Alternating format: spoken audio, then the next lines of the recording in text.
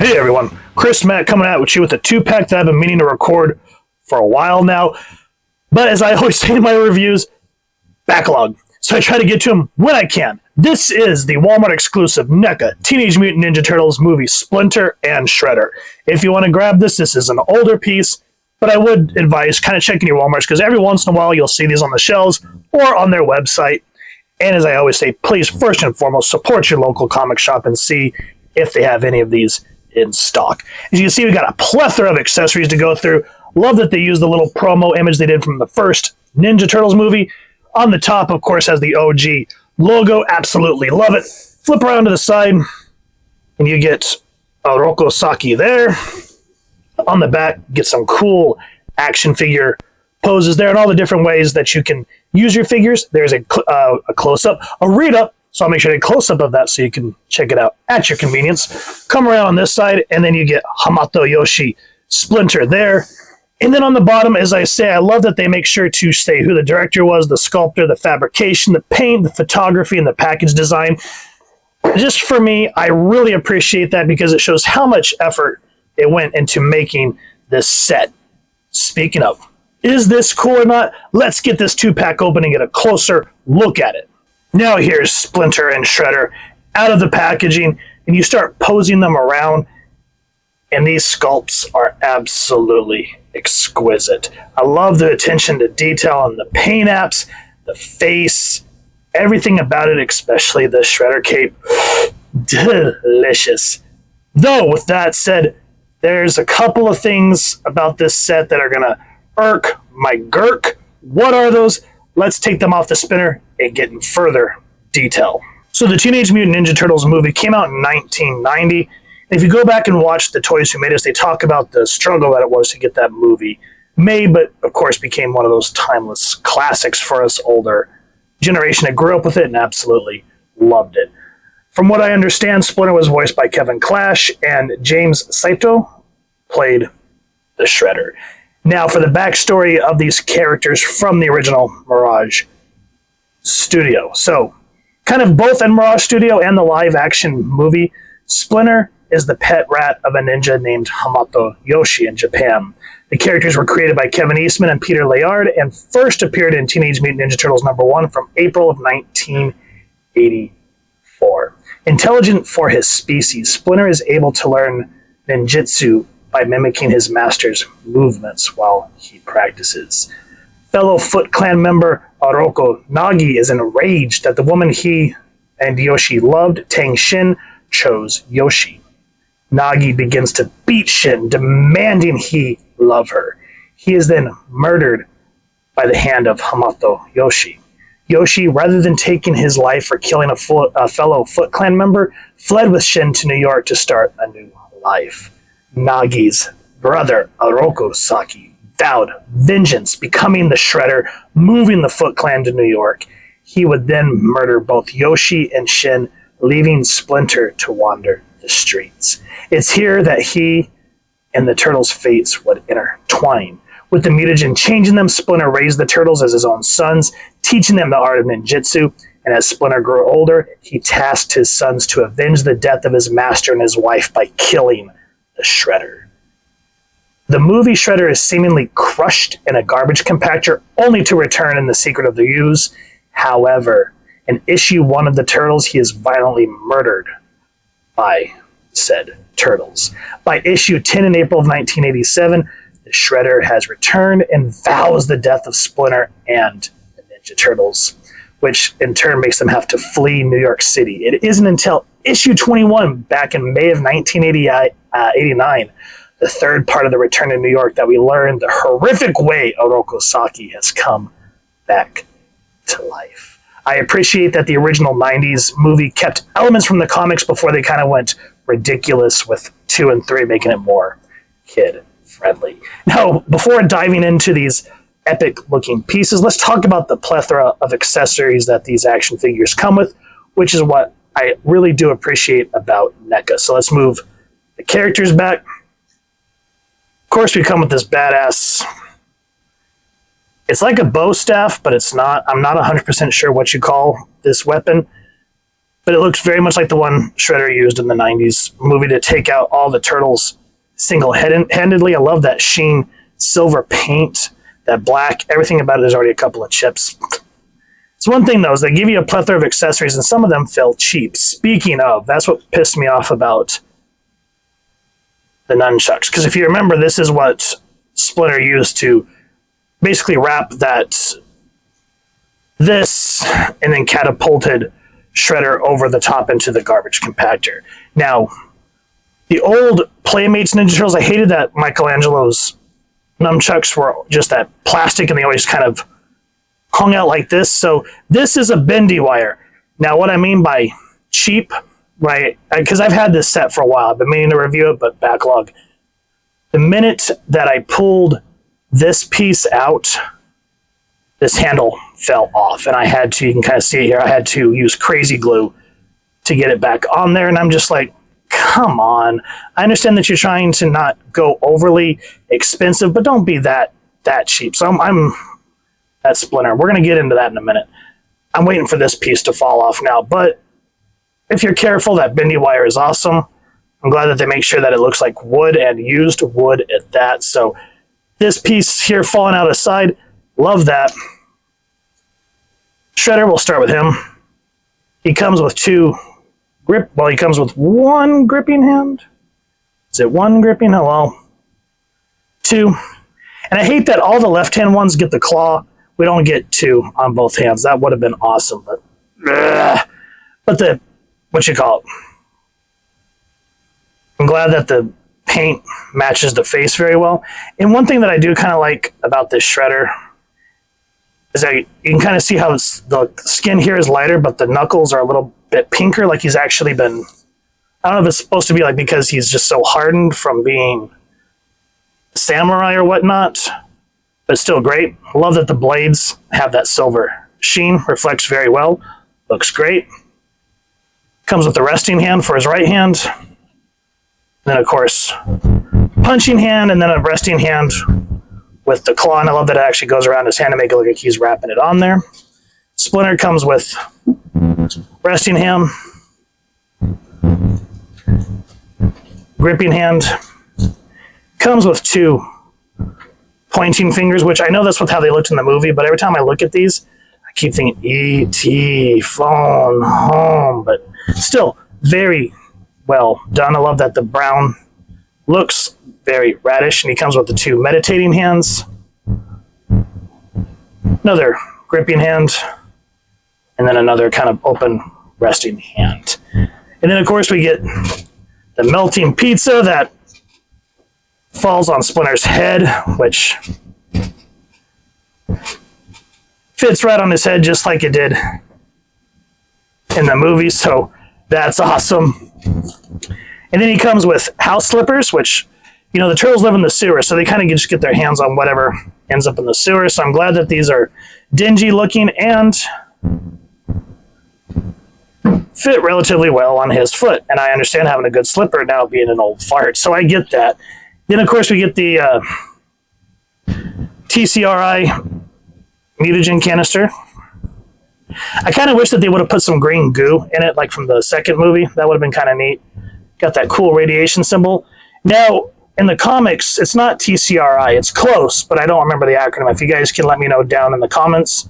Love that the canister has that silver sheen to it. Radiation symbol there. And then the last thing that these characters come with is a cool little knife, which, of course, you always got to be careful with. And I don't know where I'm going to put this yet, but at least it has a sheath, so that's cool beans there. So a nice plethora of accessories, as you can see. Now, for the characters themselves,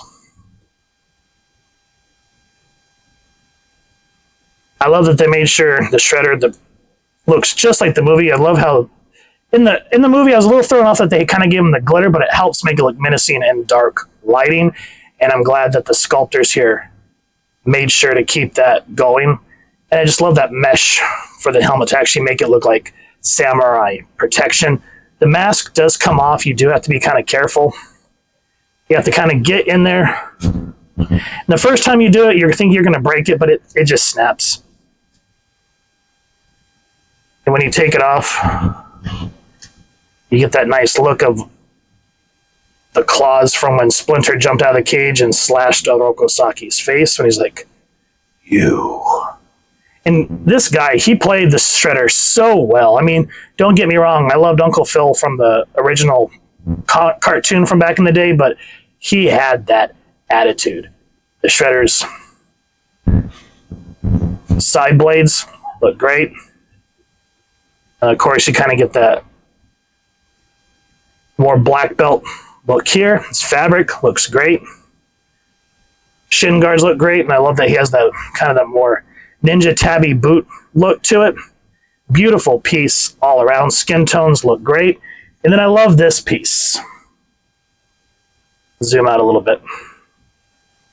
So this is the cape that he wore.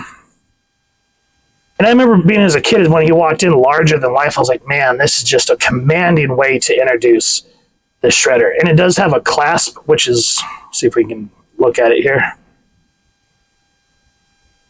You have to be really, really careful in clasping it, especially when you put it on him. You have to work it over the shoulder blades. Man, this is not going well, is it? But yeah, it clasps, and you have to kind of work with it. It's like messing with the craft stuff that you get from Walmart.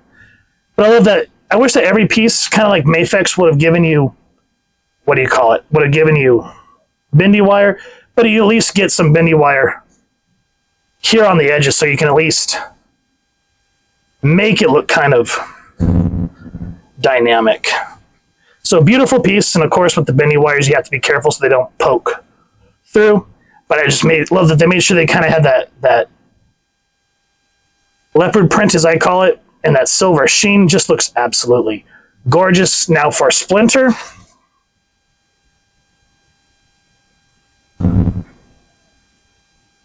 I love the way he looks here. Just has that old, wise sensei look to him, like kind of like a Mr. Miyagi character. And of course, his gi or robe looks more like a Japanese gi to me. And you gotta be careful. This thing comes off. We're just gonna take it off for now. But I'm glad that they made sure that they gave him the look all the way through. But yeah, it's frustrating. I love that they just kind of haphazardly punched holes through it to make it, again, show that the turtles don't exactly live in the cleanest of environments. The fur, I wish that they would have maybe given it a little more realistic fur instead of just plastic, but it is what it is. He has several pieces here, which we'll get into the, articulation in a minute, but the sculpting, the dry brushing to kind of give it that different variation of browns, the attention to detail on the eyes, and of course the long, wise, sensei goatee going on. And get that slipper off. Feet look good with the wraps. The tail is nice looking, but I hate that it doesn't really articulate. It can kind of go, you can spin it, but you have to warm the tail up to move it. There's no other way to really work this damn thing. It's just sort of like, which really causes him to fall down from time to time, which we just saw a minute ago. So I wish that they would have done something like that, because I mean, if you pull too much, it does have the possibility of snapping. So it's just, I wish they would have done something or made this a little more pliable, because yeah. But other than that, Splinter looks beautiful. Now for the articulation, what I was talking about a minute ago, it's like 3 joints. So you can get him to look down like that. Looks up really well. It's on a dumbbell. He has one here. So you can kind of get some twisting going on there. Same here. Get him to go forward that much back. The legs, about that far sideways, that far forward. At least a 90-degree knee joint there. You can kind of pivot it, but he really bends at the kneecap, so that's where you're going to go. Foot does have up and down motion.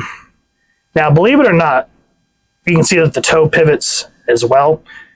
when you get these sets, especially I've noticed with the Turtles from NECA, you really got to warm these guys up. Do not immediately take them out of the packaging and try to articulate them, because they are going to move like stone. And I've seen a lot of people do that, and then they take pictures saying, God, these snapped, I'm so frustrated. And I understand. Splinter was a little bit more pliable, but I mean, even after warming him up several times, I'm still having a little bit of trouble with that toe pivot. So yeah, you got to be extra careful, especially with this shredder. Oh my goodness. So talking about his articulation, let me start where this one irritated the crap out of me the most. So he can kick that far forward, but when I took him out of the packaging, neither of these legs would do that. Like, they were literally like, it felt like I was going to bust it. And so I warmed him up. I was able to get this leg to move. This one would not freaking budge. I was able to get it to go to the side, which you can see they go that far out that way. But I had to put him back under my space heater. Like, I did it for the first time for about 20 minutes, because that's usually all I need for figures. Nope. Hour and a half hanging upside down on my space heater like this. And I was just kind of gently rocking it. And all of a sudden I heard a snap. My heart dropped. I thought I busted him. But whatever it was, if it was dry paint or an extra piece of plastic or whatever it was, finally snapped and it made him move. So now he can kick back that far. And that's just what I'm saying. Like, be careful, warm up your figures, because these newer ones, oh my goodness, it is frustrating. He can double joint a knee. So I'm glad that he does, compared to Splinter that can only do a 90-degree one. He does have more of a leg. I don't know if you can hear that, but I'm still having a lot of trouble with that. I need to put him in some warm water. So yeah, and then the foot goes down, foot goes up, does not have a toe pivot like Splinter. Side-to-side rocker. There. Twists. And he doesn't really bend forward or backwards, so that's a little frustrating. I don't really feel a ab crunch. So I'm just like, dadgummit. Arm that far out that way, and then because of this, it's hard to move. One thing about McFarlane and NECA that has, like, on Hasbro figures, I'm glad that they really start to hide the joints a little more creatively, as where, you know, you get these new X-Men figures and you're excited and you still see like the holes in their abs and you can see the light through them. It's really frustrating when you're trying to photograph. But anyway, that's just one thing. But be careful with this because of the shoulder pad in there, but you can still kind of spin it. 90-degree elbow, which I wish that would have been double jointed like the leg. Whatever. All the hands for Splinter and the Shredder go back and forth and round. Dumbbell joint like Splinter, up that much side to side, and you get more head play like that. I don't think you can with Splinter. Let's check. Yeah, he's got head play like that, so you can kind of get him to boogie, or however he says it in the go ninja, go. There it is. I had to stop and think about it. So yeah, NECA has this thing about doing single jointed pieces, and I wish that they would do away with them. And I kind of wish that they would they're getting better at it, but I wish a lot of these figures would start doing the pinless technology, because those figures just look absolutely great. But these two, for how they're made, for the time that they were made, and if you're a Ninja Turtle comic fan or a movie fan or a cartoon fan, these are ones that you definitely want in your collection. As collectors, sometimes we have to stop and take a step back, because I know with like these newer figures, we'll start saying, well, the articulation and the range of motion and the paint apps aren't that good. But then you have to stop, take a deep breath, and look at how far we've come. These are the NECA figures up against the original. These two, at least, are the original from my childhood, the 89. I believe this was the first wave, right, that came with the Turtles with Shredder and Splinter. And I don't know why. I mean, I even watched that segment with the Toys Who Made Us. I don't understand why they decided to make Splinter shirtless. Now, the designer who, if I'm not mistaken, he was also the guy that did the design for Skeletor and Cobra. If I'm misquoting, let me know down in the comments. But they said the reason that they hunched Shredder over, the original wave, was because he wasn't fitting in the blister pack. So they were like, well, what can we do? So he decided to scrunch him down kind of in a more impending look. But I just never understood why he went shirtless. Because even if in the original, help me out here, Mirage Studio Comics, I don't remember Shredder not wearing a shirt. So just random. I still wish I had my cape for Splinter, or this might be Splinter's cape and I lost Shredder's because Shredder's was longer. I don't know. And then around, what was it, 91, 92, they did the movie star ones, and then that's where we got our first Super Shredder, which I know they've released another version of it, which I don't really care to pick up. But still, I remember as a kid, we just thought this was the bee's knees, seeing Kevin Nash as the Super Shredder, and there goes Splinter. And then this is where we as collectors kind of get frustrated because that tail, that freaking tail. I wish that they would have, it just drives me nuts. But still, I mean, you can kind of, as I was talking about, sort of lean them back on it, and it's all good there. But nonetheless, looking at these in that okay, Splinter's staying down, I don't care. But looking at them this way against their old counterparts, we have definitely gone a long way. And so, problems aside, I can really appreciate where we started and where we've come from, because even though we hold these near and dear to our heart, it's just nice to always see updated designs, especially when they have that nice blend of the movie and comic versions. Which ones are y'all's favorites? Do you love photographing? Do you love posing? We'd love to see them over on our social media pages. This is a beautiful set. Don't get me wrong. I will admit, and I've said this before with other NECA reviews, the attention to detail, the sculpts on these figures are beautiful. I still love my horror figures, and I can't wait to go over more of them with you in October. But this set really encaptures that 89 film. I mean, right down to the paint apps of making Shredder's uniform look sparkly, to the character designs, I believe, which was by Jim Henson when they did this film. It's really beautiful. The only things that chap my hide is how they gave no articulation to the tail, and how some of the articulation in general is a pain in the ass, especially for us collectors. When I was talking about that leg with Shredder, where I had to spend almost an hour warming that up to finally get that leg to spin, we shouldn't have to do that. We should be able to just pop these right out of the box and enjoy that range of motion. But it is what it is, and at least we have a workaround. And all those, and then of course the accessories being a little cheap, like those nunchucks, I can't fault it too much because it's still a beautiful piece. And for those of us like myself that grew up with Ninja Turtles, having these tangible pieces just makes you so happy and takes you back to a time when you were a kid and you just had that ignorance is bliss, happiness. So if you've enjoyed what you've seen, please first and foremost support your local comic shop or wherever it is you like to get your action figures and comics and grab this set. If not, then you can check out the places we talked about at the beginning of the review. And speaking of, if you've enjoyed this review, really would appreciate if you take a moment to like, share, and subscribe.